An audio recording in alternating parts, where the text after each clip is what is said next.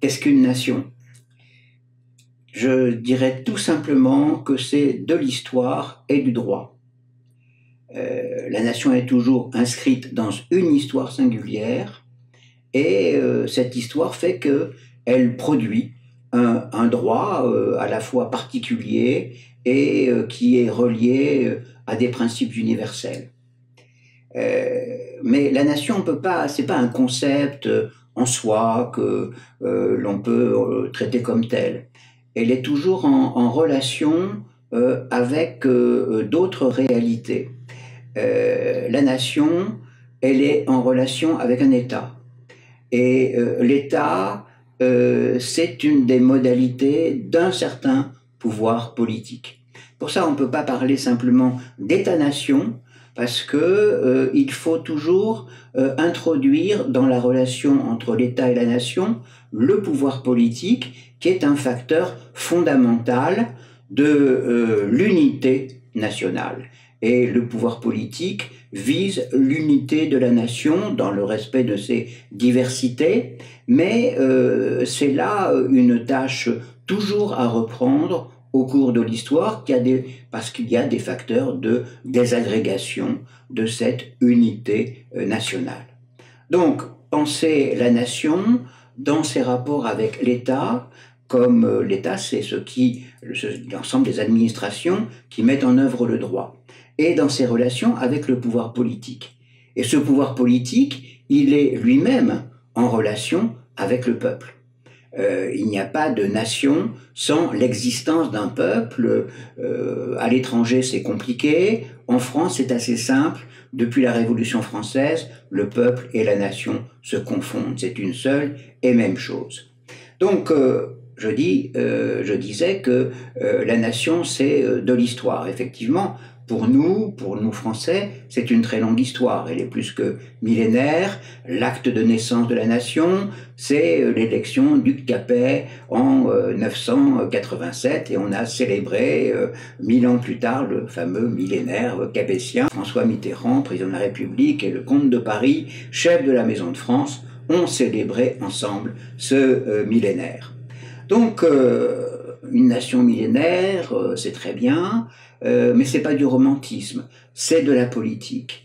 Et la France, elle est née et elle s'est développée dans une volonté explicitement politique d'indépendance de ce territoire qui était en voie de constitution. Indépendance à l'égard de l'Empire, au temporel, et également indépendance à l'égard de la papauté, ce qui est moins commun en général. Au Moyen-Âge, les nations obéissaient ou faisaient semblant d'obéir au pape. La France a voulu proclamer que le roi était empereur en son royaume, qu'il ne se reconnaissait aucune autorité supérieure à lui-même.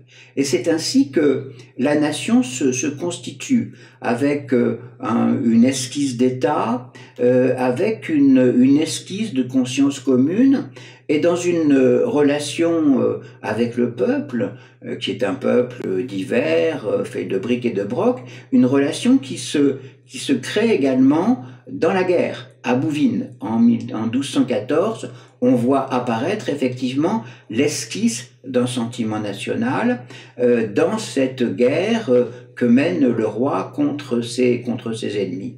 Et c'est à partir de là, avec tous les conflits internes que nous avons connus dans notre histoire, que se constitue un commencement d'État, une esquisse, une ébauche de l'État, qui prend diverses formes. On parle de la monarchie comme si c'était quelque chose, une doctrine immuable dans l'histoire de France qui se serait effondrée en 1789. Pas du tout.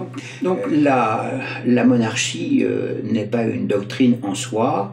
Nous avons connu une monarchie médiévale qui répond à l'exigence de res publica, à une idée du bien commun. Nous avons connu, après les guerres de religion, une monarchie absolutiste qui impose la souveraineté de l'État sans reconnaître de représentation nationale, à la différence de l'Angleterre. Et justement, le problème de la représentation nationale s'est posé au XVIIIe siècle. Ça a donné naissance à la Révolution française, qui invente à la fois une représentation nationale avec l'Assemblée, et qui invente aussi ce qui était en gestation pendant les siècles monarchiques, ce que nous appelons aujourd'hui la nation. La conception moderne de la nation date de la Révolution française, du grand mouvement qui commence en 1789. Et malheureusement, parce qu'il faut toujours penser la nation dans ses relations avec l'État et avec le pouvoir, la Révolution française, après la chute de la monarchie, échoue dans sa tentative de reconstitution, de reconstruction d'un pouvoir légitime.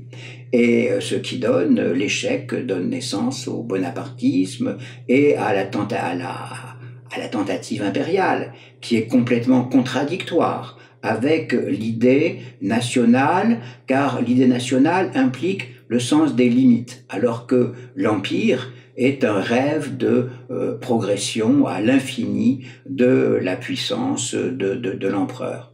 Donc, cette tentation impériale existe, s'affirme avec Napoléon Bonaparte, échoue, se traduit par l'invasion du territoire national par des puissances étrangères, et il faut reprendre après le mouvement initial de la Révolution, c'est ce qui se fait avec la Restauration, si mal nommée, à partir de 1814, c'est-à-dire qu'on invente un pouvoir représentatif, c'est-à-dire qu'on commence à se donner une constitution politique, mais qu'on continue, la Restauration, la monarchie de Juillet, continue à construire également l'État en commençant à édifier la constitution administrative de la France qui sera véritablement mise au point par les juristes de la Troisième République.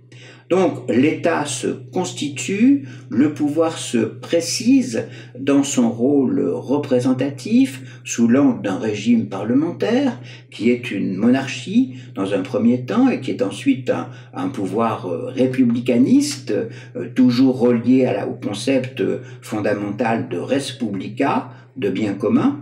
Et la monarchie de la France se fait par cela, par le droit donc, et par une histoire qui implique un certain nombre de conflits, et vous savez que nous avons vécu dans la modernité, par rapport à l'Allemagne, une très longue guerre, une guerre qui commence en 1870 et qui se termine en 1945 avec la guerre de 14-18 et le drame de 1940, etc. Donc c'est là aussi, pendant ces périodes de guerre, la nation, le peuple français, affirme sa volonté de combattre contre l'ennemi et affirme en même temps son unité, surtout pendant la guerre de 14 avec l'Union sacrée. Donc au fil de tous ces événements, la France est devenue non pas simplement une nation parmi d'autres, mais véritablement le modèle de l'État national. Avec ses dérives, on connaît encore une dérive nationaliste, c'est-à-dire une absolutisation de la nation, avec l'idée qu'une dictature incarnerait bien, rendrait effectif le fait beaucoup plus que le régime représentatif, le fait national. C'est ce qu'on a connu avec le gouvernement de l'État français, avec le pouvoir de fait de Vichy, mais la France a surmonté ces dérives et elle pratique un patriotisme sous diverses formes politiques. Les royalistes sont des patriotes, les gaullistes sont des patriotes, il y a une gauche patriote, il y a une droite patriote, face à des mouvements internationalistes ou plutôt supranationalistes qui se sont affirmés dans ce qu'on a appelé la construction européenne. Donc aujourd'hui, effectivement, il y a un fait national, il y a une existence nationale, une unité nationale, mais qui est effectivement en péril à cause des atteintes à la souveraineté nationale, à cause d'un certain nombre d'abandons de souveraineté qui, justement, mettent en question cette existence de la nation dans l'histoire.